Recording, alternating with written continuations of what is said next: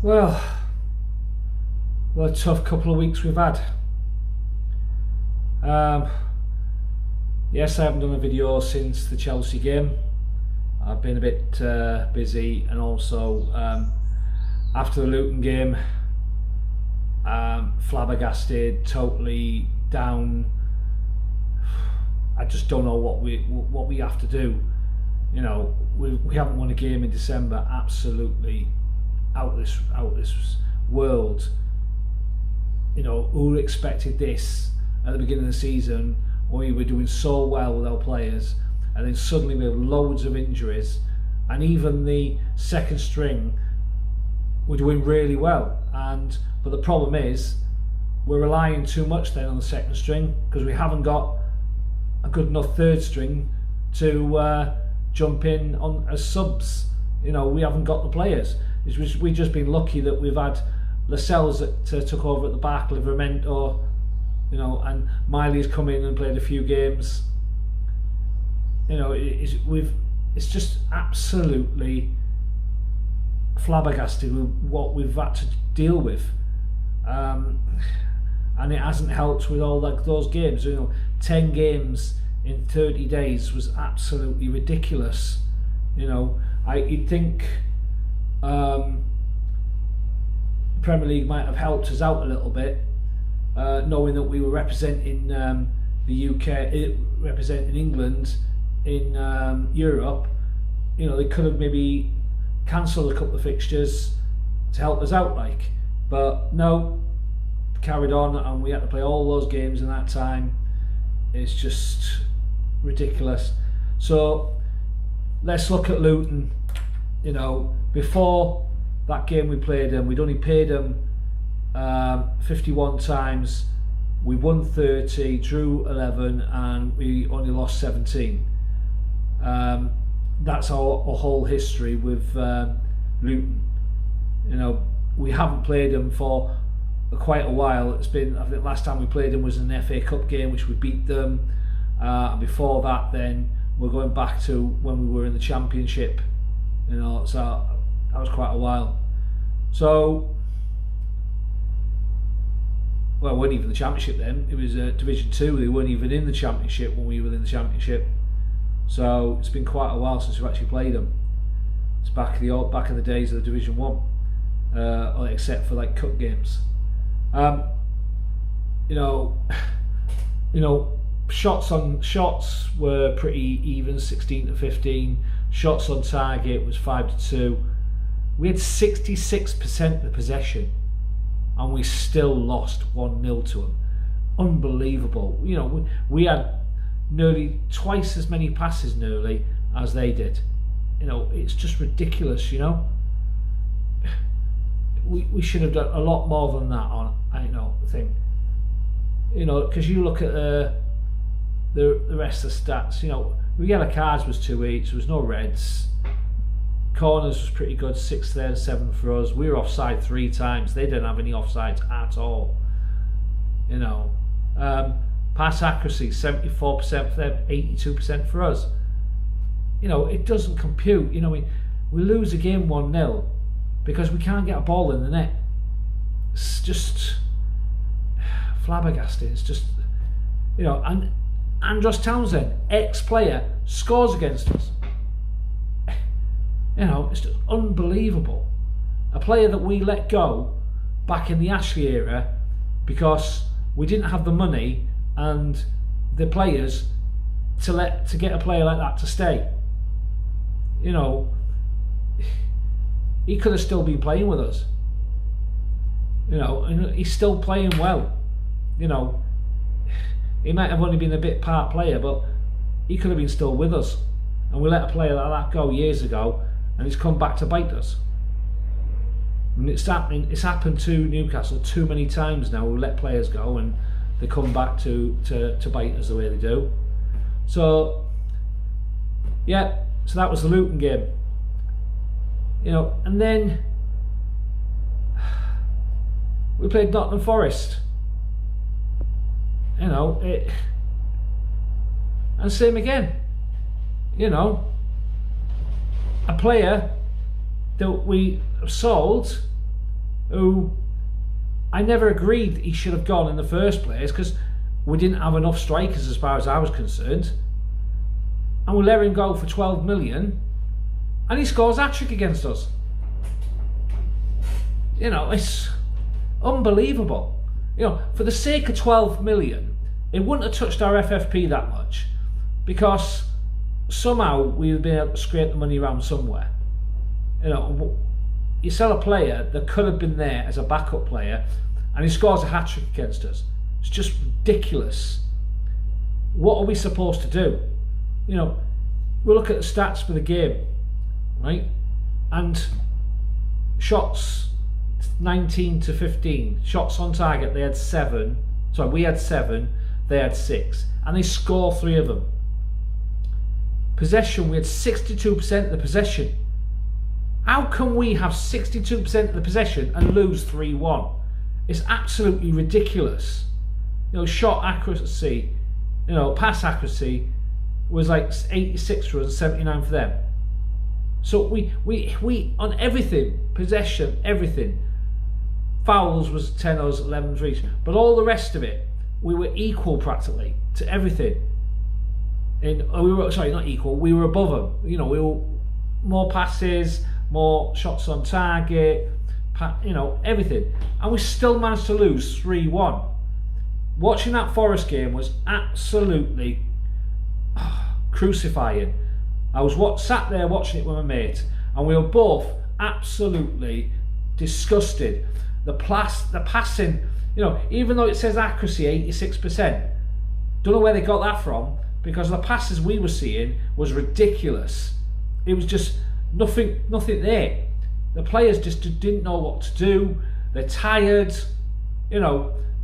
It just proves it where with couple of the goals, because our players didn't have the pace to stop, you know, Chris Wood's getting in there.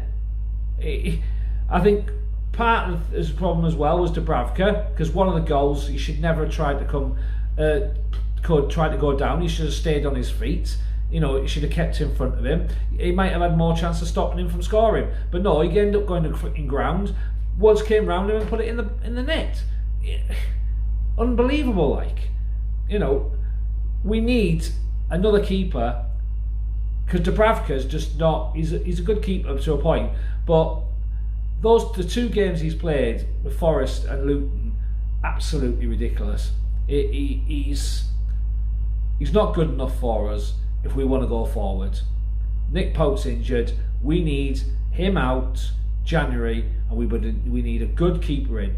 And if it comes down to it that we've got to go for David De Gea and pay him the 300 grand a week or whatever he's got to get him in.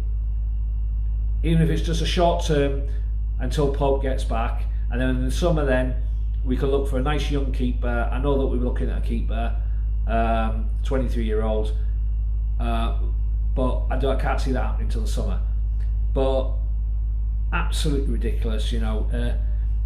Because you look at it, right? You look at our Forest. You know, we've always had a pretty good record against Forest. Our all-time record, we played 114 times, won 53, lost 20, draw 27, and lost 34. And now we're, you know, we're more than that now. It's absolutely ridiculous. You know, it's just, you know, and then we lose the other day. We've only played them once before in the Premier League. Twice before, sorry, we beat them. And this is the only game we played against them that we've lost in the Premier League. It's just, it's not good enough, not good enough. And the thing is, we got Liverpool tomorrow. Sorry, not tomorrow, sorry, Monday. We got Liverpool on Monday. You know, and we're going to get hammered. You know, let's look at this. Let's look at the stats of Newcastle and Liverpool, right? Now, overall, if you think of it, we played them 185 times. 185 times. Now, between Premier League and First Division, right, top league, we played them 169 times. Right? We've only beat them 43 times. Drew 42, but we have lost 84 games against them. That's a lot. They beat us twice as many times than we've beat them. Division 2, we only ever played them in 4 times in Division 2. Won 1, drew 1, lost 2. FA Cup, we're pretty even, 4 each and a draw. League Cup, 1 each. And something called the War 45, we won 1 and we lost 1. So, other than the actual league games, we've done quite well against them and everything else. But head to head for the last 5 games, we've actually lost all 5 games against Liverpool in the last 5. Now, probability of us beating them, 15% is what they're saying the stats are. 67% probability of Liverpool winning, 18% chance of a draw. That's not good, is it? It's not good at all. Now, at the moment, not sure what the lineup's going to be because of where things are at the moment. It's not going to be easy, you know. I think at the moment, let's have a look, see if I can pick up. Right, we're not going to have our normal back at the moment. Not what we've had before the last couple of weeks. You know, it's so. I think at the moment we're looking at maybe trips at the back with Shah, Botman, and Byrne going across the back. Midfield with Gimenez, Miley, and maybe Longstaff, and then up front, then Almiron. We could start with. I'm thinking we should start with Wilson and then Gordon on the other side, and I think that could be the lineup with Dubravka in goal. I can't see much difference to that lineup starting because that's what we've been starting with. Depending on what players are going to come back from, hopefully, fingers crossed, we might get a couple of players back from injury, but the chances are they'll be on the bench, you know, because he won't want to chance the players, not with the fixtures we've got coming, especially when we got Sunderland next week on Saturday, FA Cup, and we have got to win that game next week, really. It's going to be a hard January, especially if we don't get more players in ASAP. You know, rumours are Calvin Phillips on loan, a loan fee of maybe 7 million, maybe. You know, that could happen. Other than that, I'm not sure what else we're going to be able to do. As I said, you know, rumours are about De Gea. If we decided Dubravka's not good enough to take the reins, because Pope, by the look of it, is not going to be back this season. After that shoulder injury, dislocating his shoulder, from what I've heard, he's had to have a pin put in because he actually hurt it again. So he's definitely, by the look of it, not going to be back before the end of the season. Couple of other things, which is laughable, really.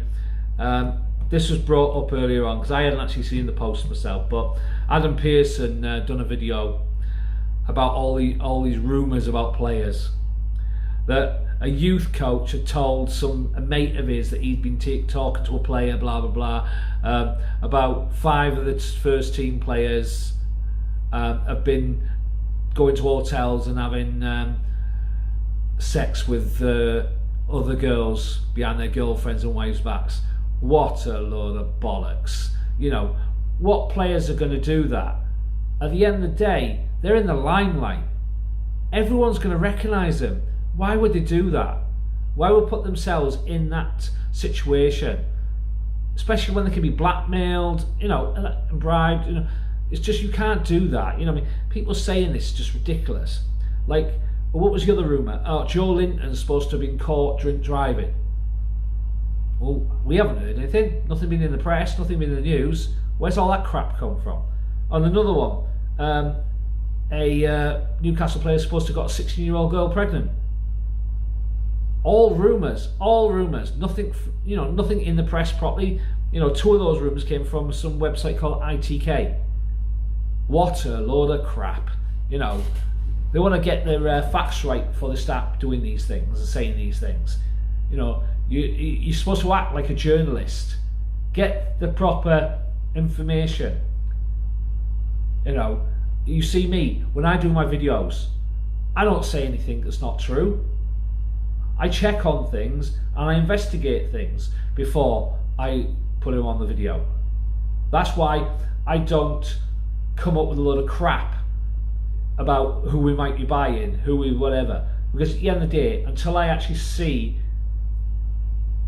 connection with Newcastle United properly, that they're actually definitely looking at this player, or they, you know, they put a bid in, then I'll report on it. But I will not put anything into my videos which is not true yet. It's just a little rumour. You know, there's no truth to it until it's actually connected properly with Newcastle United. It's on their website. Yeah, it's, you know, or I hear from someone who's connected with the club. That's when I'll put it on one of my videos. Till then, it doesn't bother me. I'm not looking at it. So all these idiots that do these little rumours about the players without getting the facts right, then they need to, you know, need to find something else to do, because it's just busybodying. But right, guys, well, thank you for watching my video.